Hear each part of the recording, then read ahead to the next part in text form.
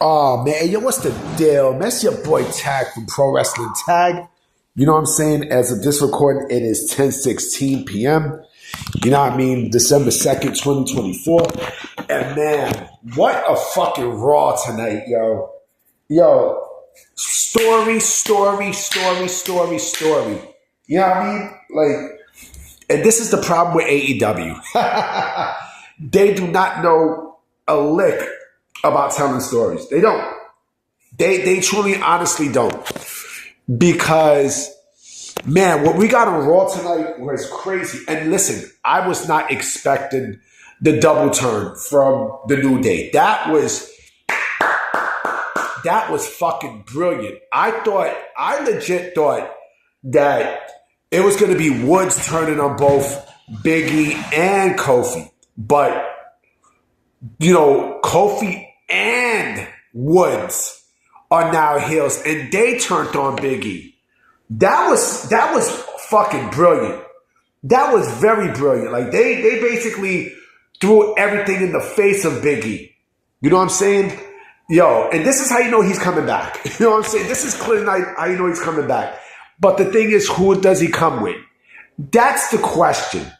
Who does he come with to face this, you know, this brand new team of Kofi Kingston and X Woods? Because it's no longer the New Day. The New Day is now finished. They're finito. They're done.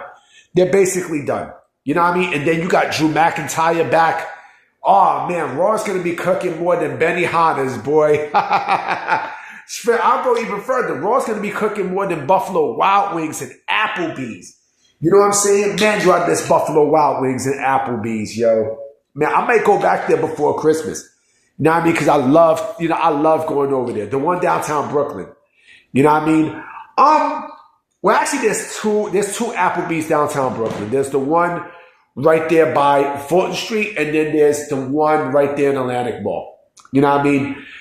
So I want to come back with a new discussion and such. This video might be maybe under 7 minutes, you know, because I got to charge this phone, and then, you know, I got to get ready for work tomorrow. I got to shave, you know what I mean? So what I want to talk about is I want to talk about the decline of certain wrestling promotions. And, you know, we see this all the time in pro wrestling. Like the decline of certain pro wrestling promotions, that's nothing new. It's basically nothing new. You know what I'm saying? But what it is that, you know, you're always going to have wrestling promotions that they're really, really hot. You know what I'm saying? For a good period of time. And then they freeze down. I'm going to tell you what I mean. Let me drink some water. Hold on. I love H2O. Look at Pro Wrestling Guerrilla. You know what I'm saying? Pro Wrestling Guerrilla was at one point, you know, one of the top independent promotions in the entire country. You know what I mean? It wasn't the top wrestling. It wasn't the top independent promotion in the country. To me, it was Ring of Honor. But in terms of that underground indie, you know, grunge type of promotion, it was Pro Wrestling Guerrilla. You know what I'm saying? Because a lot of your faves, especially from AEW, a lot of your faves came from that promotion, particularly the Young Bucks. You know what I'm saying? The Young Bucks came from there. Joey Ryan was one of the four founders of that promotion. Fuck Joey Ryan, by the way. You know what I'm saying? And look what happened.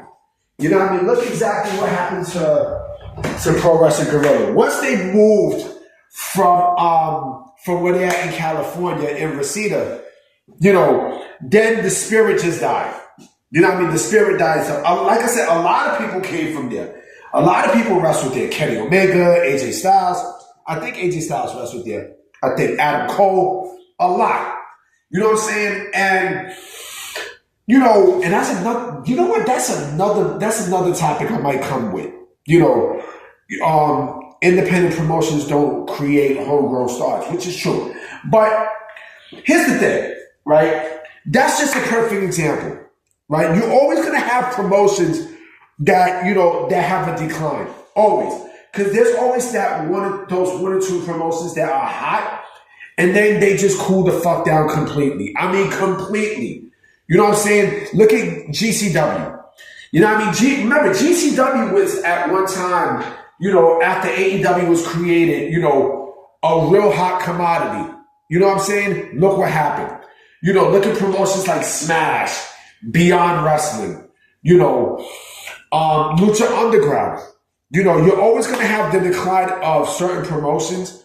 You know what I mean? Because again, when a promotion is hot, they're hot. But then, you're always going to cool down. You're always going to cool down. And a lot of these are basically indie wrestling promotions. If you think about it, you know what I'm saying? MLW has cooled down completely. MLW has completely cooled down.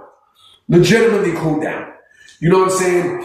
A promotion like fucking, the NWA. Look at the NWA. You know what I'm saying? Like, they are in a big decline. You know what I mean? So you're always going to have promotions that are going to be ice cold. You know what I mean? Like they're always going to be put in the ice box. You know what I mean? Like Omarion. You remember that joint from Omarion? Ice box. You know what I mean? My ice box where it used to be. My ice box. That was my shit. But yeah, you're always going to have promotions that is very, very cold. It's always like that. You know what I mean? If you are not a major promotion, then you're going to feel the decline. Shit, even in the 90s. You know what I'm saying? The USWA was cold. You know what I'm saying? Like, that had a major decline. You know what I'm saying? Fucking, Smoky Mountain Wrestling, that had a decline. You know what I'm saying? You're always going to have wrestling promotions that have declines and such. And that's the only tricky part. This is why, and now, when you think about it, I am glad that they do have independent wrestling because, with indie wrestling, you're always going to have people who go there to wrestle. You know what I'm saying? And, even though those get cold too, it's still good. I mean, look at what happened to Pro Wrestling Revolver. What happened to that? You know what I'm saying? What the fuck happened to Pro Wrestling Revolver? You see what I'm saying? So you're always going to have these promotions that are high up and then it goes down very, very quickly. The Game Changer Wrestling, another one. You know what I'm saying? You're always going to have that. You know what I'm saying? But it's bad. It's bad when you're an indie promotion, but it's real bad when you are a top promotion. AEW falls into that category. I hate to keep it real with y'all, but I'm keeping it a buck with y'all. I'm keeping it 100 with y'all. You know what I'm saying? Like, what the fuck? Indie promotions, you're going to have promotions that are going to be ice cold. That's just how it is. You know what I'm saying? So I just wanted to bring this video out. You know what I mean? So I'm going to upload this quick. You know what I mean? Because I got to go to work the next day and I got to shave. You know what I mean? So I'm going to definitely catch y'all tomorrow. Peace.